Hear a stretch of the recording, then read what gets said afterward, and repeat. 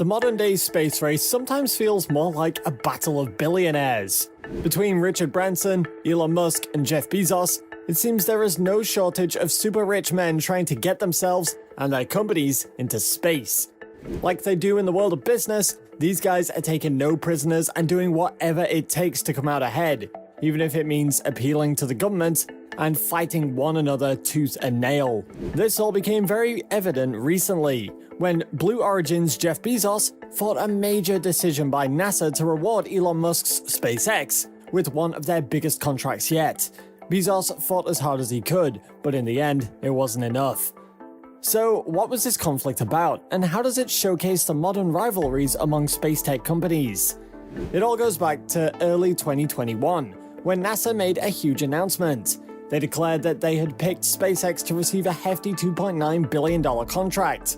The contract required that SpaceX build a lunar lander as part of their Artemis mission to send humans back to the moon by the year 2024. SpaceX would create the lunar lander that would ferry 4 American astronauts to the surface of the moon, allow them to explore, and then get them back on aboard the Orion spacecraft that would then take them back home to Earth. The impressive contract promised SpaceX with their major payday, in exchange for the lunar lander after several serious tests and successful uncrewed flights of the lander. SpaceX was ready for this news, and they're hard at work perfecting their Starship vehicle, which will prove to be perfect for landing astronauts on the moon and get them back on board their ship safely. Starship is SpaceX's prized possession. It's long been the apple of Elon Musk's eye, and is considered the future of space travel by many. There's no doubt that SpaceX plans to use Starship to fulfill their end of the bargain with NASA. The selection of SpaceX by NASA was huge and was a massive slap in the face to the space tech competition, most especially Jeff Bezos' Blue Origin. Blue Origin was hoping to land the deal with NASA, along with aerospace company Dynetics. The news was devastating for the both of them. It was made even worse by the fact that it was expected NASA would pick 2 companies for the project, but in the end, they only chose one: SpaceX. You can bet Bezos was furious. In fact, Jeff Bezos was so furious about the snub that he did what any crafty businessman would do. He publicly protested the move and went straight to the government to make his grievances known. Blue Origin and Bezos alleged that NASA's choice of SpaceX was unfair, and happened after the space agency moved the goalposts at the last minute and endangered a 2024 timeline for the mission. While some people thought the complaint might fall on deaf ears, it actually produced a result rather quickly. Just weeks after NASA's selection of SpaceX for the lunar lander, the Government Accountability Office, which handles all bidding disputes, suspended work on SpaceX's contract. The Government Accountability Office, or GAO, said it needed to process the protests and do some investigating to make sure the entire process really was fair. You can only imagine how much of a monkey wrench this system was to SpaceX's plans. The surprise move by GAO meant that SpaceX wasn't going to receive its first chunk of the $2.9 billion payment, and that any other talks or plans were immediately halted. What was SpaceX to do? Were they supposed to just keep on working on Starship with the assumption that NASA would still select them for the lunar landing? Should they have fought back and called upon their vast legal team to put up a fight? Or should they stay silent and let the process work itself out? In the end, Musk and his company kept their mouths shut, and hopes that everything would work out in their favor. But that didn't stop Jeff Bezos from pressing ahead with his protest. It also didn't stop him from actually attempting to sweeten the pot for NASA and the federal government. He wanted the SpaceX contract to fail, and he was willing to do anything he could to make that happen, including using a real-time sales tactic that had worked for numerous companies before. He offered the government a deal. As the GAO underwent its investigation and decided if the SpaceX contract was above the board and ethical, Bezos came forward with a discount bigger than any he'd find at Amazon. Bezos said that he would give NASA at least $2 billion as a discount if they gave Blue Origin the lucrative lunar lander contract that they initially granted to SpaceX. Bezos told NASA Administrator Bill Nelson that he'd permanently waive up to $2 billion in contract payments for up to 2 years if NASA added Blue Origin's Blue Moon lunar lander to the Human Landing System program. Additionally, Bezos stated that Blue Origin would self-fund a test launch to low Earth orbit, which would also save NASA millions. All NASA needed to do to receive these savings was to allow Blue Origin to be a part of the major contract. According to Bezos, these tantalizing discounts weren't part of a ploy to undercut Elon Musk and come out ahead of his competitor. No, he said he was doing it because he believed the mission was important. In a statement, Bezos said, "I'm honored to offer these contributions and I'm grateful to be in a financial position to be able to do so." However, was it a coincidence that Bezos revealed these significant discounts just 1 week before the GAO was due to rule on the protest made against the NASA contract with SpaceX? Was Bezos just trying to throw out bait for the government right before they decided if they were sticking with Elon Musk's company? Would it work? Bezos really was offering a lot of money. In the end, Bezos' protests and savory savings weren't enough. The Government Accountability Office eventually denied the protests from Bezos and Blue Origin and ruled that it would indeed move forward with their lunar lander contract with SpaceX and only SpaceX. In an official statement, the GAO said that NASA did not violate procurement law or regulation when it decided to make only one award. The evaluation of all 3 proposals was reasonable and consistent with applicable procurement law, regulation, and announcements terms. In other words, NASA did nothing wrong by choosing only SpaceX for this mammoth task, even though it originally planned to pick 2 companies to take it on. Simply put, Blue Origin, Dynetics, and anyone by SpaceX was out of luck. Disappointed, Blue Origin released a statement saying that they believed there were fundamental issues with NASA's decision, but the GAO wasn't able to address them due to their limited jurisdiction. We'll continue to advocate for 2 immediate providers as we believe it is the right solution, Blue Origin continued. The human landing system needs to have competition now, instead of later. That's the best solution for NASA and the best solution for our country. Despite that confident, steadfast statement, Blue Origin knew they had lost the war and that SpaceX will most certainly be the only company creating a lunar lander for NASA. And how did Elon Musk respond to the GAO's rulings that affirmed NASA's commitment to working with solely SpaceX? He released a single tweet consisting of a flexing arm emoji. The GAO ruling was yet another huge victory of SpaceX, a company that had seen quite a few huge victories. It was a massive blow to Blue Origin and other space tech companies, but it wasn't the final battle between these 2 businesses. Just weeks before the GAO decision, both Richard Branson and Jeff Bezos literally flew into space on their company's high-tech space travel creations. While their flights weren't the same as the NASA contract, they once again confirmed that the modern-day space race was alive, well, and thriving. These flights also confirmed that the race to space among these flamboyant billionaires wasn't slowing down anytime soon. While Musk was flexing his muscles via a government contract, Bezos and Branson were flexing theirs by quite literally putting their money where their mouths were and flying into space before him. Now that NASA has just one partner to create their lunar landing vehicle, all eyes are set on what comes next between these battling billionaires. It seems that the next step in their epic war to conquer the stars will involve sending people into the stars. Branson's done it, Bezos has done it. When will Musk himself be launched into space? And which company will be the first to send everyday citizens out of the atmosphere? Just because NASA has decided to stick with SpaceX on the lunar landing contract, it doesn't mean that they will always be the runaway leader. No, if anything, the fight over this government contract has only fired up the competition and raised the stakes even more. We've all seen the footage of astronauts floating through space and traversing the cold, desolate landscape at the moon. We remember the bulky legs and arms, the all-white coloring, the rounded face shield that obscures the face beneath. The picture of an astronaut in his or her spacesuit is iconic and one of the most familiar images of the 20th century. But how would you feel to see astronauts wearing something completely different from the definitive suit that has been around since the 60s? What about something that does away with the excess weight and bulk and instead streamlines the entire look and feel of the suit? Can you imagine a spacesuit that actually feels not just advanced and modern, but downright sleek and fashionable?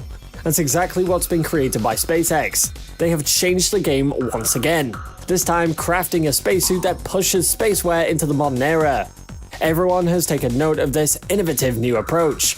Even NASA, who suited up their very own astronauts into the cozy, fresh digs. While SpaceX's twist on the age-old spacesuit is definitely cool looking and even kinda hip, it isn't just about fashion and cosmetic appeal. Not a lot of time and effort was put into the functionality of this new spacesuit. Yes, it looks downright groundbreaking when compared to the other suits that came before it, but it also works better than its predecessors too. What sets it apart? Why does it look the way it does? And how did Hollywood get involved? Let's take a good hard look at SpaceX's very contemporary spacesuit. May 2020. SpaceX made history when it launched 2 people into orbit for the first time, finally completing a goal that was crafted more than 18 years before when Musk was setting his sights on the stars, and pointed his company and its billion-dollar war chest in that direction. At 3:22 p.m., the ship set off with a thunderous boom of flames and smoke, met with the cheers of onlookers from all over the world. For the first time since 2011, Americans were back in the stars, and the modern space race was taken to a whole new level. Elon Musk put it plainly and truthfully, calling it a dream come true for me and everyone else at SpaceX. I didn't even dream this would come true, the billionaire businessman said. The launch of the ship named Crew Dragon was a significant deal for multiple reasons. For one, it was SpaceX's first successful launch of humans into orbit. Secondly, it cemented SpaceX's relationship with NASA, who sent the 2 astronauts, Bob Behnken and Doug Hurley. Thirdly, it was the first time that astronauts got to wear a unique and radical new spacesuit that was constructed by SpaceX after years and years of planning, tweaking, and production. After just a second, you can notice multiple main differences between the new SpaceX suits and the classic NASA suits that came before them. SpaceX has produced a streamlined, one-piece suit that's done away with so much of the bulk and weight that was part of every suit in the past. While the SpaceX suit is definitely larger than a typical t-shirt and jeans that you might normally wear, it's remarkably slimmer than what astronauts usually suit up in. In fact, the suit is so slender that Elon Musk once had to reassure his Instagram followers that it definitely works. The NASA suits of the past are gone, as are their hulking structure and baggy look and feel. The SpaceX creations are futuristic in almost every sense, including the ways they are manufactured. The helmets on the suits are 3D printed, and the gloves come with touchscreen capabilities. The suits also use a single umbilical cable system that provides oxygen and allows a communication link. The outfits are designed to plug directly into the space capsule seats, which turn the suits into just another function and impressive part of the spaceship itself. The single connection point allows the suit to quickly and consistently be attached to life support systems, power connections, and basically anything else that an astronaut needs. The suits provide easier movement for the astronauts while still providing them with oxygen and the ability to talk to each other and their crews on the ground. The reliance on touchscreen technology is not surprising, considering SpaceX ships are actually run all on touchscreens. Gone are the cumbersome levers and buttons that used to be popular in every NASA ship. It seems that both the rocket ship and the suits inside of it have reached the 21st century. Like most things related to SpaceX, Elon Musk had a heavy hand in the design of the suit, which has been nicknamed the Starman suit. Musk is quoted as having spent 3 to 4 years working on the suit, making sure that they look good and work well. When you think about it, a spacesuit is essentially a small little spaceship in itself. It contains the astronaut and provides them with life-assisting technology, and has to perform multiple functions in the deep, endless vacuum of space. If you make a suit too thin, it's going to be dangerous for the astronaut inside. However, if it's too large and hard to navigate, the astronaut will also be at risk and could be slowed down too much. As Elon Musk himself said, the suits are fundamentally a pressure suit that has to survive in a vacuum. There is no room for error when creating a spacesuit, and Musk and his company knew that. That's why they went through various prototypes and proposed ideas before they moved forward with the Starman look. When SpaceX was happy with the initial design, they took it to the one place that can make anything cool and trendy: Hollywood.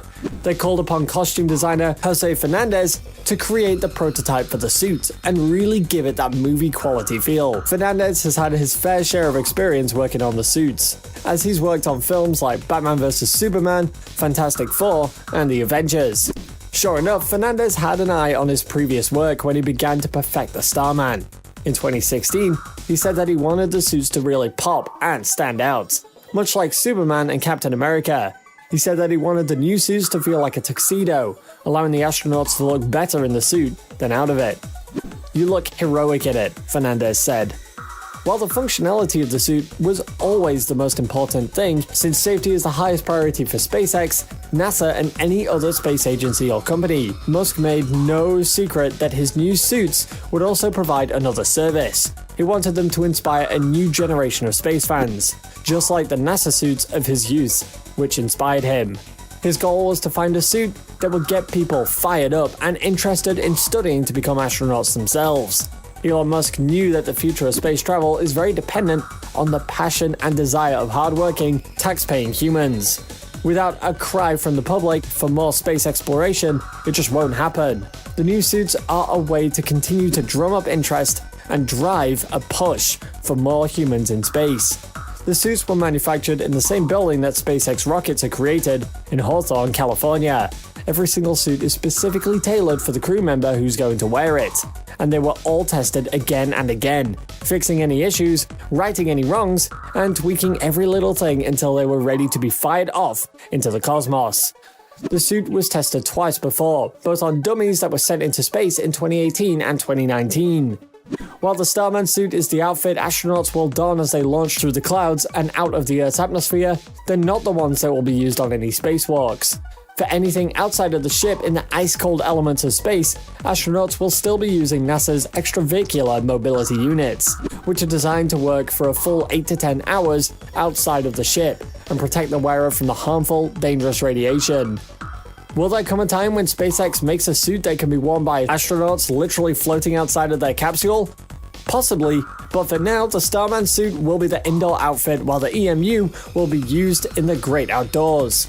The first use of the SpaceX Starman suit was a symbolic event in many ways.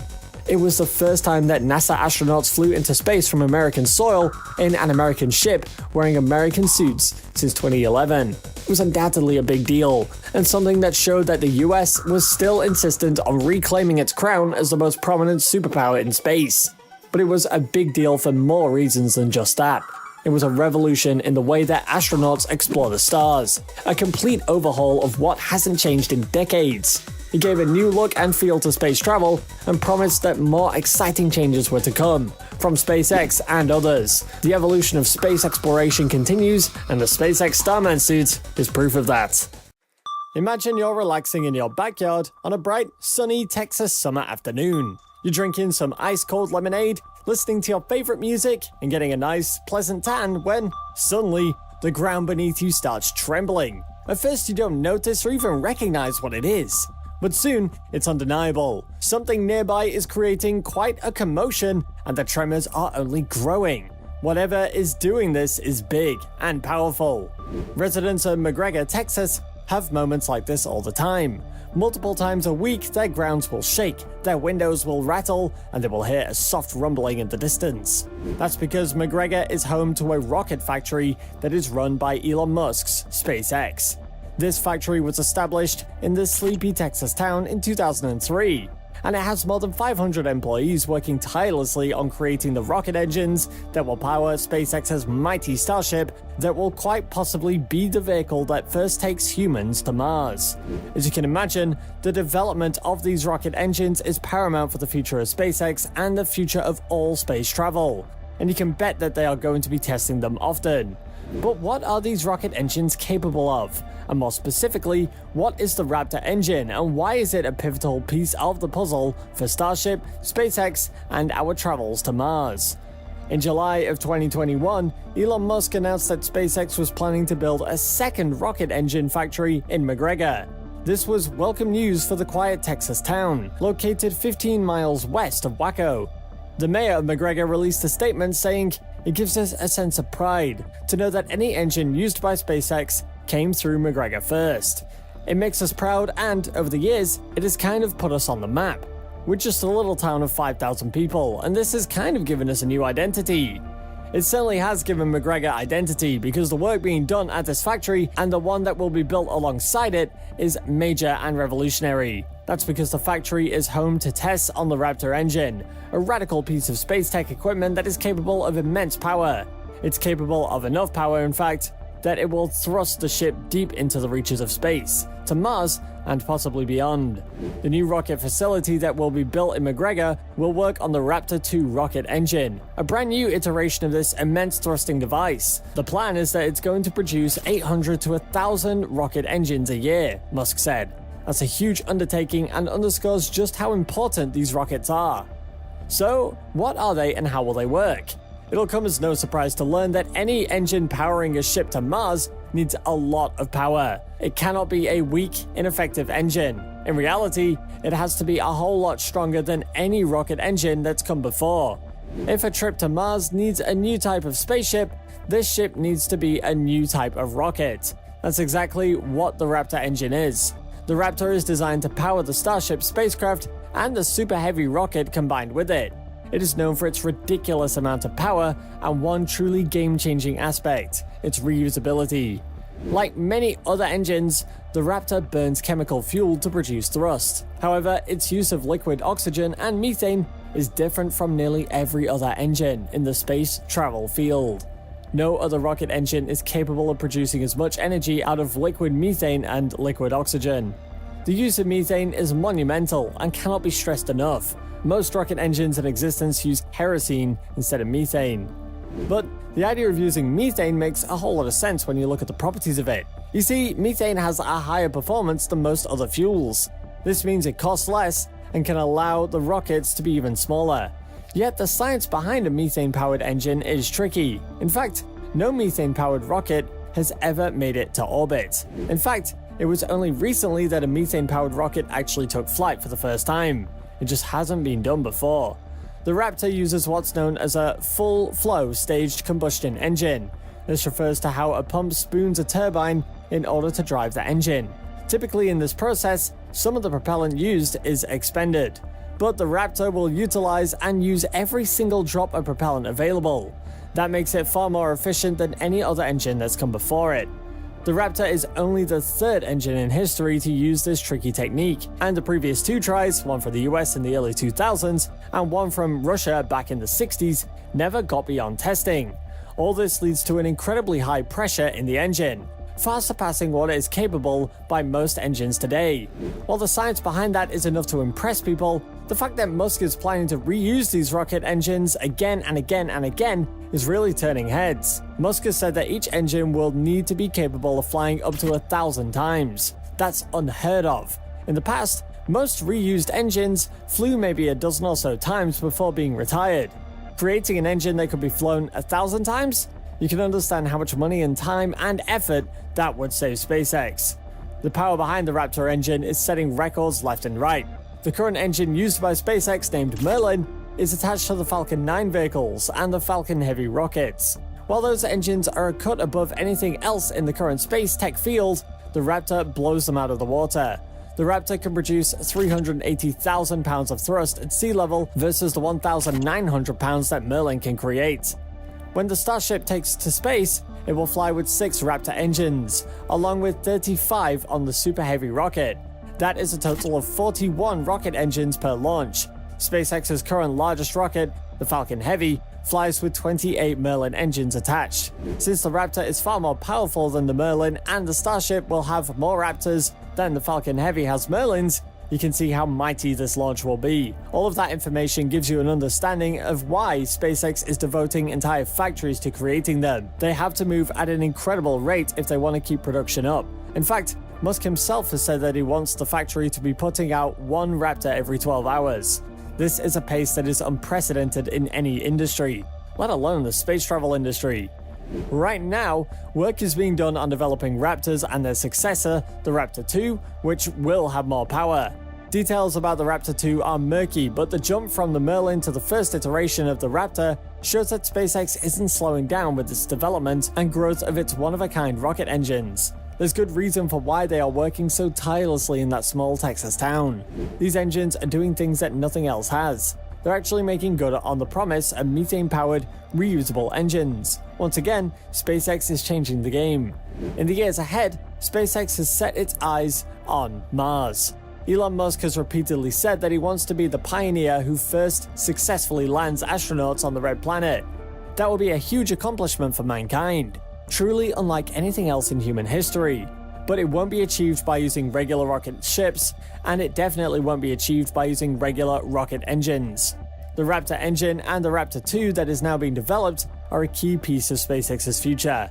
It has a radical amount of power, cultivated in ways that haven't been used before. With the science and reusability factor, the Raptor engine is what space engineers have always dreamed of, but have never been capable of achieving.